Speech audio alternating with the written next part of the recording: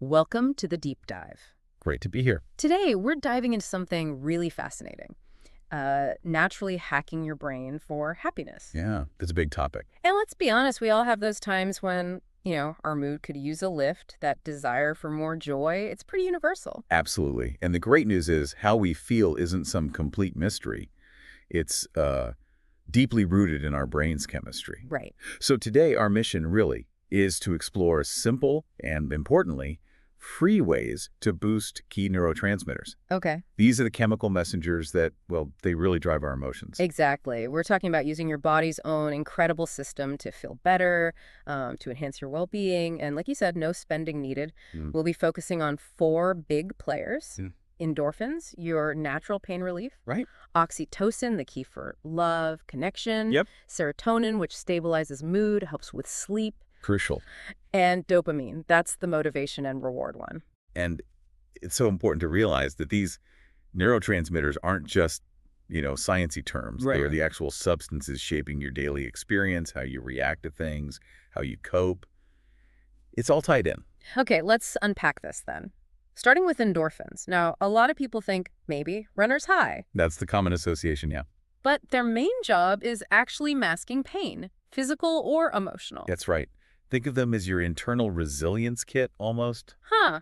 Resilience. I like that. And interestingly, in a world where, frankly, many people report feeling less passion, less drive, Mm-hmm. this natural pain masking system becomes even more crucial, not just for physical aches, but for that general feeling of unease or, dissatisfaction. It's so interesting because we often just link endorphins purely to pleasure, like there's some kind of natural high. Right. Of reward. But really, they're about helping us push through tough stuff. They kick in when things get difficult, help us keep going. Precisely. And it's worth thinking about what might get in the way of our natural production. Okay. One of our sources brings up cannabis consumption. The idea is it could potentially reduce the body's own production because you're getting a similar effect externally. Ah, so the body thinks, oh, I don't need to make as much. Kind of like that, yeah. So if we want to encourage our natural pain relievers, what can we actually do? Well, one of the simplest things might surprise you. Just enjoying yourself. I count. Watching a movie you love, listening to music that really gets you. It almost sounds too simple to work, doesn't it? It does a bit, but think about it. Haven't you noticed when you're really absorbed in something enjoyable, Yeah. even a minor ache or worry can just sort of fade? Yeah, I guess so. Like you forget about it. Exactly. Yeah. That distraction is powerful. Shifting your mental focus can actually dial down your perception of discomfort, physical and emotional. Wow. This might even mean, you reach for that over-the-counter pain reliever less often for the little everyday things. That's fascinating. So instead of focusing on that headache, getting lost in a good film could actually bring relief. Could definitely help. Okay, what's another natural way to get those endorphins flowing? Exercise is a big one, for sure. The classic. Yeah. That sense of well-being you feel after moving your body. That's a fantastic mix of dopamine and endorphins working together. Ah, okay. So it's both. It's a primary reason. Exercise becomes such a positive habit for so many people. It genuinely makes you feel good. And it doesn't have to be like training for a marathon. Oh, not at all. Our source points to things like interval training, HIIT, or resistance training as being particularly effective. Okay. But, and this is really important, don't push yourself with super strenuous workouts every single day. Right. Rest days. Exactly. Yeah. Just like your muscles need recovery time, your nervous system and your neurotransmitter production also need that downtime to replenish. Moderation is key. Makes perfect sense. It's about sustainability, not burnout. Precisely. And finally, something we probably all take for granted a bit, laughter. Good old laughter. It can sound like a self-help cliche, maybe, but there's real science there, isn't there? Absolutely. Huh. Our bodies are constantly taking cues from our physical state. Posture, facial expressions, even intentionally putting on a small, consistent smile can actually send signals to your brain saying, hey, things are okay. Really? Just smiling. It can potentially trigger the release of both endorphins and serotonin. It's a great example of that powerful mind-body loop. Wow. Fake it till you make it, but with brain chemistry. Sort of, yeah. Okay, let's move to oxytocin, often called the love hormone. That's the one. Deeply involved in connection bonding. It is. And it's also crucial for intimacy, plays a key role in orgasm. Right. However, our source makes a really wise point here. It's important to distinguish between someone who might trigger an oxytocin release through physical intimacy Okay. and someone with whom you share genuine love and deep connection. The chemistry might feel similar, but the emotional meaning is vastly different. That's a really crucial distinction. Good point. So, how can we naturally encourage our oxytocin levels? Well, social connection is just vital. Seeing people. Yes, the research is pretty clear.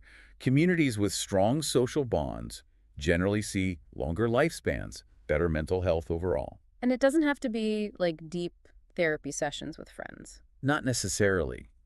Even brief, positive interactions, chatting with a barista, a quick hello with a neighbor, these small things can make a difference. That's really good to know. Takes the pressure off a bit. It does. Yeah. And neuroscience shows us our brains evolved over millions of years to thrive in social groups. Hmm. Part of this is thanks to mirror neurons. Ah, yes, I've heard of those. These brain cells fire both when we do something and when we watch someone else do it. Hmm. They basically wire us for empathy, for connection. It makes sense, doesn't it?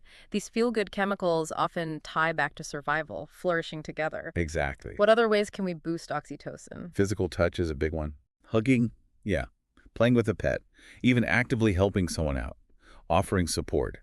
These all increase oxytocin. It's a very direct signal of care and connection. I definitely feel calmer after a good hug.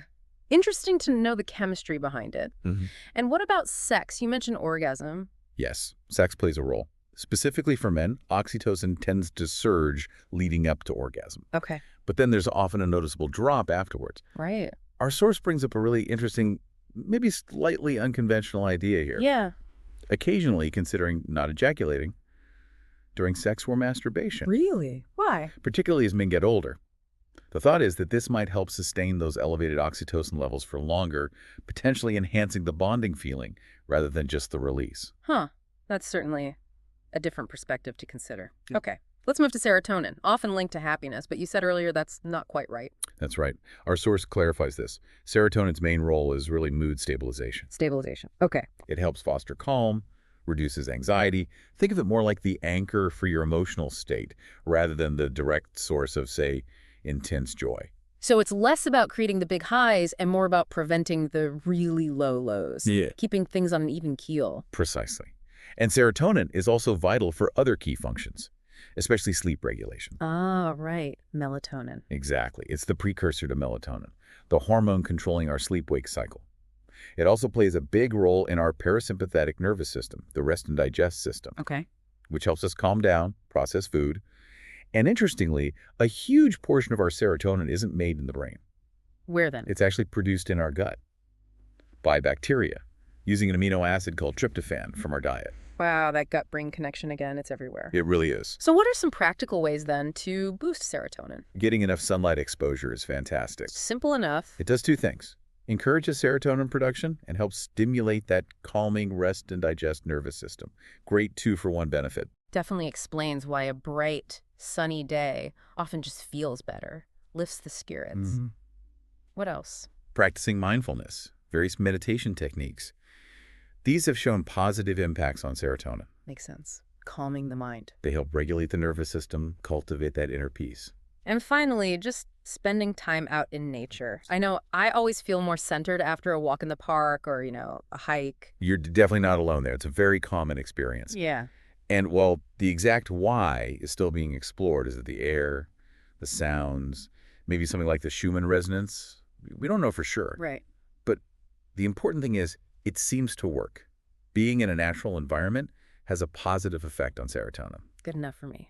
Okay, last one. Dopamine. The motivation, the reward chemical, that yes, I did it feeling. Exactly. Dopamine's involved in a huge range of things. Motor control, focus, but yeah, that drive and satisfaction when we achieve something. And the principle is often greater effort, greater reward, right? Generally, yes.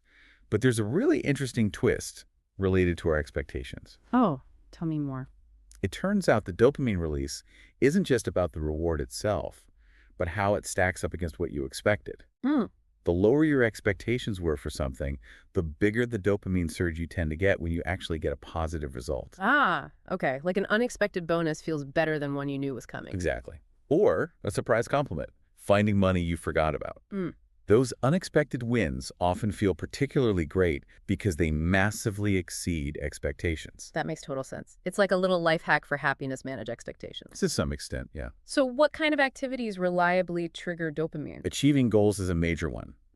Big milestones or even just small daily tasks ticked off the list. Like finally cleaning that junk drawer. Totally. Right. Finishing a project, engaging in self-care, getting exercise, even things like taking care of your appearance, prioritizing your health. So it reinforces beneficial behaviors. Precisely. It rewards you for looking after yourself, for making progress.